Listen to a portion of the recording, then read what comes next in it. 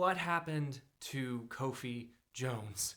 That's the main question I was left with once this episode was over. But I have to say, I think that it's a good sign and probably one of the best things about Your Honor that even in this middle episode during the midsection of the season when there tends to be that sag in the storylines typically, that I still feel very engaged.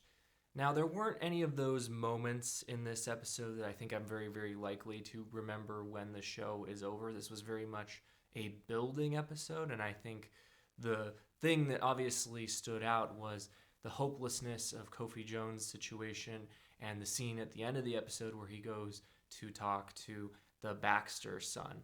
And what's going to happen to him is a little bit unclear. I think I would feel a little bit disappointed if he ended up dead after all this. I really feel like I've got a lot invested in him emotionally, and it would be weak writing to kill him off at this point. But in fairness, I really had felt from the beginning there was no good ending to his story. But now that he's gone to the Baxters, it becomes another problem potentially for Michael and Adam, as Michael is constantly trying to tie off these threads and watching them just balloon into more and more problems that he has to solve. In this episode, we see him going further and further to try and tie off threads, whether it be hanging out in a bar with a stranger to try and get him to let him look at his surveillance tapes at a gas station.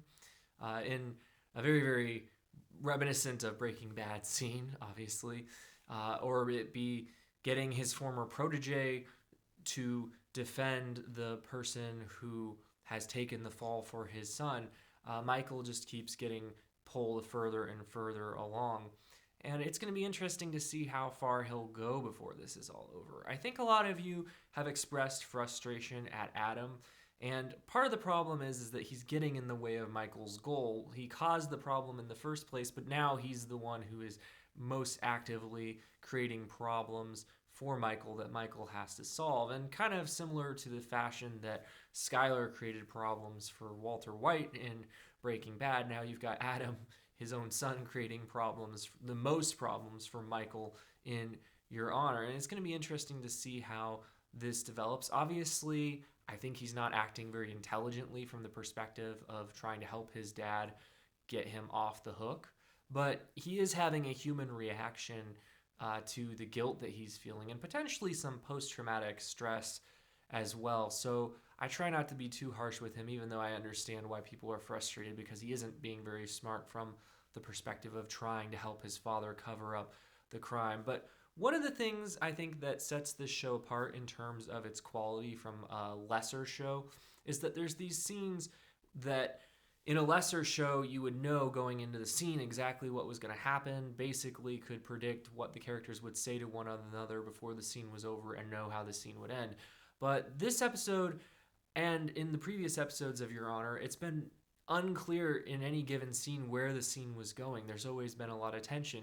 Small example, the scene with Amy Landecker's police detective, when Michael comes into his home and finds her there waiting to fingerprint him and Adam, it was a tense scene, and we're watching her closely the same way that Michael is watching her, because we don't know how much she knows, whether she's suspicious or whether she really, really does accept his version of events and is just doing her due diligence. And it's really, really interesting because it's really hard to tell, and this scene could go any number of ways. And even if she doesn't suspect them yet, it's possible that Michael or Adam could do something to give themselves away.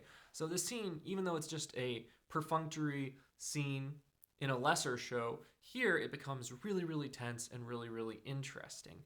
This episode, it also gave us a better picture of a couple of supporting players. We got to learn more about Lee and her relationship with Michael. And I had assumed that there was some kind of romantic tension with them already, but it seems as though Michael is potentially following the advice of Charlie and getting in a relationship with her so that he can control her and manipulate her more effectively, which is really, really cold and honestly one of the worst things he's done so far. But at least he's trying to get Kofi Jones off the hook with this play. But The other character that we got to see a little bit more of this episode, Gina Baxter, interestingly, she is not the passive wife of a gangster. She is very, very much embroiled in her husband's life, and she is an arch manipulator and liar herself. And we see her this episode going about to get what she wants done.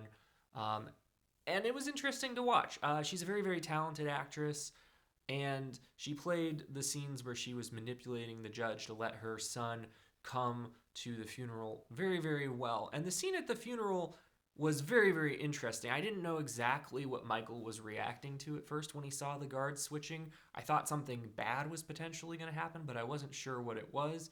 But then the revelation that they had arranged the prison transfer so that the Baxter boy could be in the same prison as Kofi Jones instantly created a ton of tension. And it really just led me to assume that Kofi Jones was going to get killed by the end of this episode. And this is another example of where this show is kind of unpredictable. Because at this point, I don't know what's going to happen to Kofi Jones. I really thought he was going to get killed.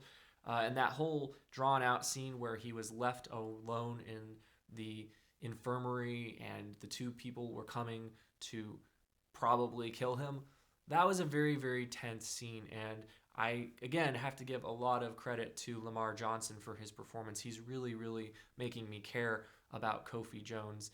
And his scenes, again, with Lee, played by Carmen Ejogo this episode, were also very, very interesting, dealing with a lot of current issues and questions about law enforcement methods and the way the justice system treats different individuals. So again, I'm really enjoying his plot lines perhaps the most. I'm enjoying watching Michael wheel and deal as well. I mean, obviously, Bryan Cranston can do this kind of acting in his sleep, but he is really, really doing a great job here. And overall, this was just another mid-season episode, as I said, that's just moving the plot gradually forward.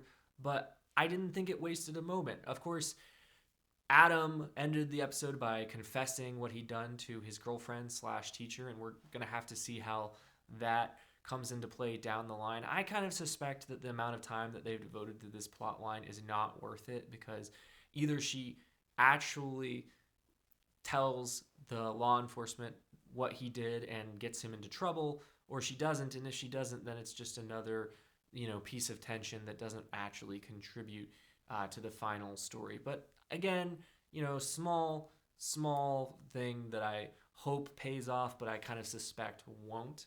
There's some aspects of this story where I think there's some logic gaps in the writing, and where I'm not entirely sure how believable it is that law enforcement would allow certain things that happened in this episode to happen.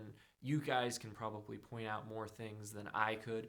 But overall, really enjoying this show. Looking forward to episode 4. So those are just my thoughts for what they're worth. I'm Drew, by the way. If you're new to the channel, please consider subscribing so you can see my upcoming reviews to other shows such as The Stand and American Gods, which is going to have its 3rd season air in January. And if you'd give me a like while you're at it, I'd really appreciate it. Thanks for watching.